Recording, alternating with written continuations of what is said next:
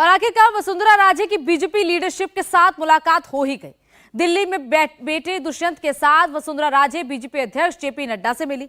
दोनों के बीच करीब 75 मिनट तक बातचीत हुई। जिस रिजॉर्ट मामले में राजस्थान की सियासत में हड़कंप मचा है, वसुंधरा ने उस पर सफाई दी। विधायकों से मुलाकात में क्या बात हुई, उस पर भी अपना पक्ष रखा। वसुंधरा ने जेपी नड्डा के सामने साफ कर दिया कि वो बगावत नहीं करेंगे, अनुशासन में रहेंगे। अब बीजेपी को फैसला करना है कि राजस्थान का अगला सीएम कौन होगा। जयपुर से दिल्ली तक मिनट टू मिनट क्या हुआ, पूरी रिपोर्ट देखिए।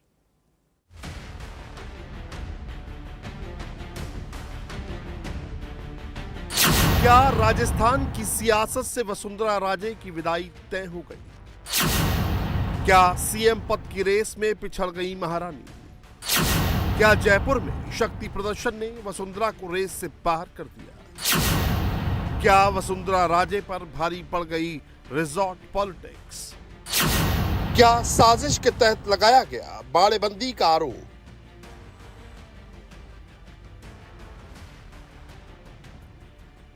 आखिर क्यों राजस्थान में सीएम का नाम फाइनल नहीं हो पा रहा है? नतीजे आने के बाद 5 दिन गुजर गए हैं, लेकिन अब तक बीजेपी कोई फैसला क्यों नहीं ले पाई है? राजस्थान में दावेदारों की कोई कमी नहीं है, लेकिन वसुंधरा राजे पीछे हटने को तैयार नहीं है। वसुंधरा राजे एक्टिव तो चुनाव नतीजे आने के पहले से ही थी, लेकिन बीजेपी के बहुमत में आते ही वो सुपर एक्टिव हो गई। इन 3 तस्वीरों के जरिए समझिए कि इस देरी की वजह क्या है। दरअसल विधानसभा चुनाव के रिजल्ट आने के बाद से ही वसुंधरा राजे करीब 60 विधायकों से मुलाकात कर चुकी है। टी पार्टी डिनर के बहाने शक्ति प्रदर्शन कर बीजेपी आलाकमान संदेश देने की कोशिश हुई कि राजस्थान में वसुंधरा का कोई विकल्प नहीं।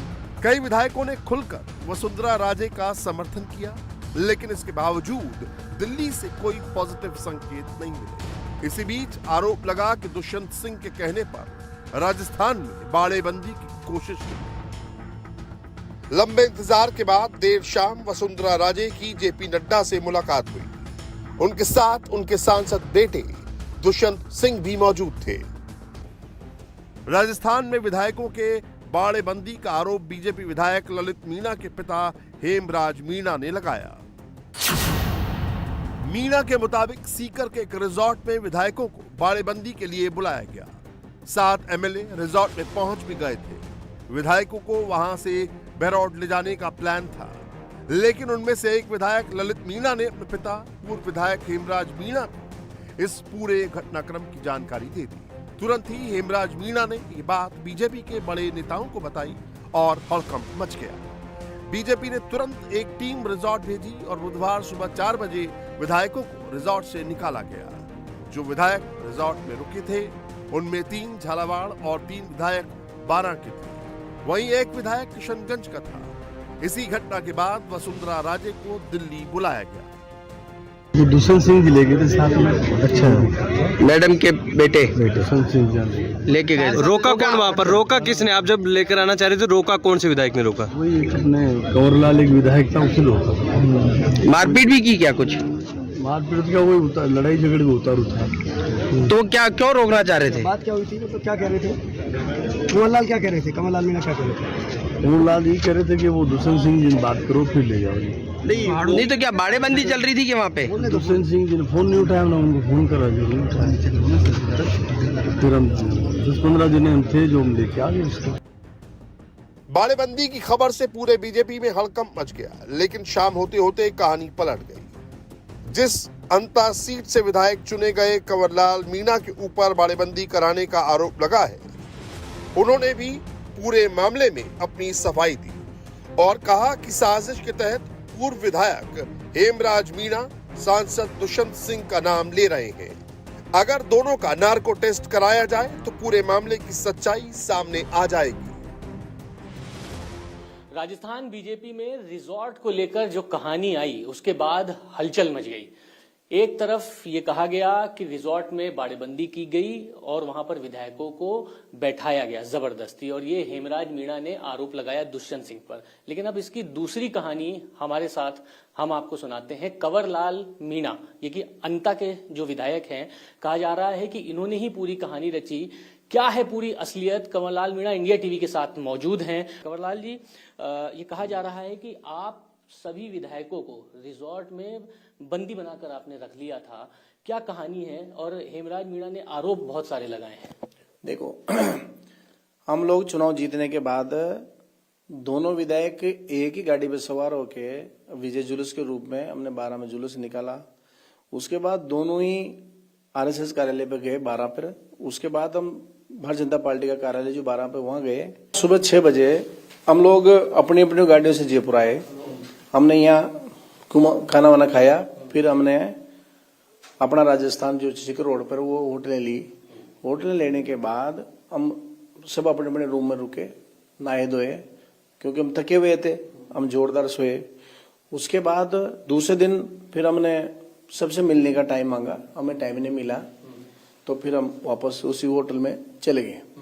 रात की 2:30 बजे करीबन 30-40 आदमी आए और वो मेरे से कहने लगे कि हम ललित को ले जाएंगे। तो मैंने ललित को, मैं स्वीकार करता हूं, मैंने ललित को इसलिए नहीं ले जाने दिया क्योंकि 35 आदमी से एक भी आदमी परिचित नहीं था, न कोई पार्टी का पदाधिकारी था।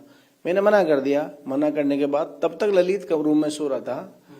फिर थोड़ी देर बाद मैंने मना करने के बाद उनके पिताजी आ गए। पिताजी को हमने आराम से सर से ललित जी को ले जाने दिया।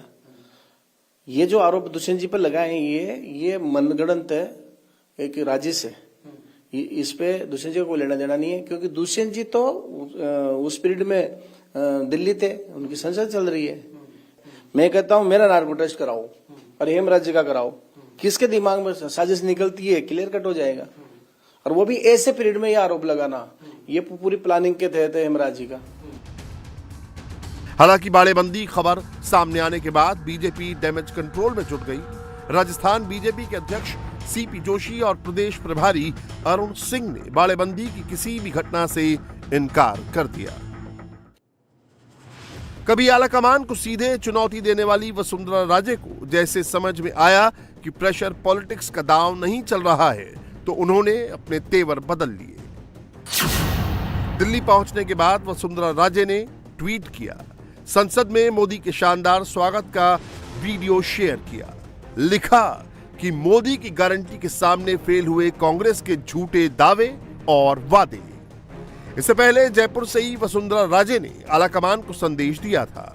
वसुंधरा राजे नहीं चाहती थीं कि उनकी सक्रियता बगावत समझी जाए। राजे ने आलाकमान से कहा कि वो पार्टी की अनुशासित कार्यकर्ता है और वो कभी पार्टी लाइन से बाहर नहीं जाएंगी। दरअसल चुनाव नतीजे आने से पहले वसुंधरा राजे दूसरे दावेदारों से काफी आगे थी।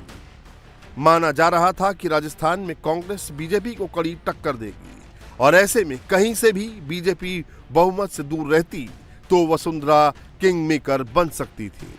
लेकिन पूर्ण बहुमत मिलते ही बीजेपी आलाकमान को अपनी पसंद का सीएम चुनने का मौका मिल गया।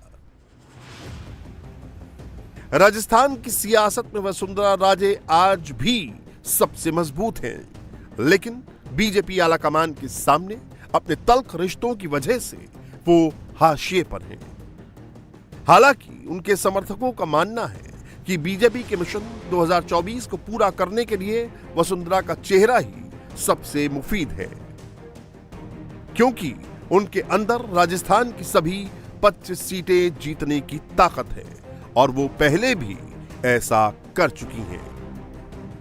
देखिए, वो एक आपके सबके सामने बहुत वरिष्ठ नेता है, मुख्यमंत्री रही है, केंद्र में मंत्री रही है, तो उनका अनुभव तो है ही। पर ये आपको कहीं नहीं दिखाई देगा कि कोई अलग से खेमेबंदी हो रही है कि वहाँ कोई केंद्र से अलग जाके कोई लॉबिंग कर रहा हो, ये यहाँ नहीं है। हाँ, कांग्रेस में हो सकता है, अन्य पार्टियों में हो सकता है, लेकिन वर्तमान में भारतीय जनता पार्टी में ऐसा कहीं नज़ारा आपको सामने नहीं आएगा। और आप निश्चिंत रहिए, प्रदेश के हित में, आम जन के हित में फैसला आएगा। बहुत बहुत आभार। वसुंधरा राजे का सियासी सफर 1984 में शुरू हुआ था, लेकिन भिंड लोकसभा चुनाव में उन्हें हार का सामना करना पड़ा। लेकिन 1985 में ही धौलपुर सीट से वो विधायक चुनी गई। 1989 से 2003 तक वो झालावाड़ सीट से लगातार 5 बार सांसद बनी। 2003 में पार्टी उनके चेहरे पर विधानसभा चुनाव में उतरी। चुनाव में शानदार जीत हासिल करने के बाद वसुंधरा राजे को सीएम बनाया गया। 2013 में वसुंधरा राजे को एक बार फिर राजस्थान की सत्ता मिली। इस दौरान 2003 से ही वो झालरा पाटन सीट से विधायक है। वसुंधरा राजे की सियासत का अपना ही अलग अंदाज है। 2018 विधानसभा चुनाव में पार्टी की हार के बाद वसुंधरा राजे को राष्ट्रीय उपाध्यक्ष बनाया गया, लेकिन उन्होंने राजस्थान छोड़ने से इनकार कर दिया। आज वसुंधरा भले ही आलाकमान की पहली पसंद ना हो, लेकिन कार्यकर्ताओं के बीच वो काफी लोकप्रिय हैं। वसुंधरा राजे को सियासत, संगठन और प्रशासन का लंबा अनुभव है। झालावाड़ संसदीय क्षेत्र से वसुंधरा राजे के बेटे दुष्यंत सिंह सांसद हैं। विधानसभा चुनाव में बीजेपी झालावाड़ की 8 में से 7 सीटें जीतने में कामयाब हुई, जबकि 2018 में झालावाड़ में 8 में से 3 सीट पर कांग्रेस का कब्जा था। खुद वसुंधरा झालरा पाटन सीट पर 53,193 वोटों के बड़े मार्जिन से चुनाव जीती हैं। माना जा रहा है कि जल्द ही बीजेपी तीनों राज्यों में सीएम के नाम का ऐलान कर देगी। इसके लिए बीजेपी केंद्रीय मंत्रियों के पर्यवेक्षक बनाएगी। पर्यवेक्षक तीनों राज्यों में विधायक दल की होने वाली बैठक में मौजूद रहेंगे। इसी बैठक के बाद नए सीएम के नाम का ऐलान किया जाएगा। दरअसल बीजेपी आलाकमान ऐसा मुख्यमंत्री बनाना चाहता है जो मिशन 25 को पूरा कर सके, साथ ही वो जातीय और सामाजिक समीकरणों पर भी फिट बैठता हो। इसके अलावा राजस्थान में वसुंधरा राजे ही अकेले सीएम पद की दावेदार नहीं है। दिया कुमारी, अर्जुन राम मेघवाल, गजेंद्र सिंह शेखावत और बाबा बालकनाथ का नाम भी चल रहा है। इस लिस्ट में एक और एंट्री हुई है केंद्रीय मंत्री अश्विनी वैष्णव की, जिन्हें मोदी और शाह की पहली पसंद बताया जा रहा है।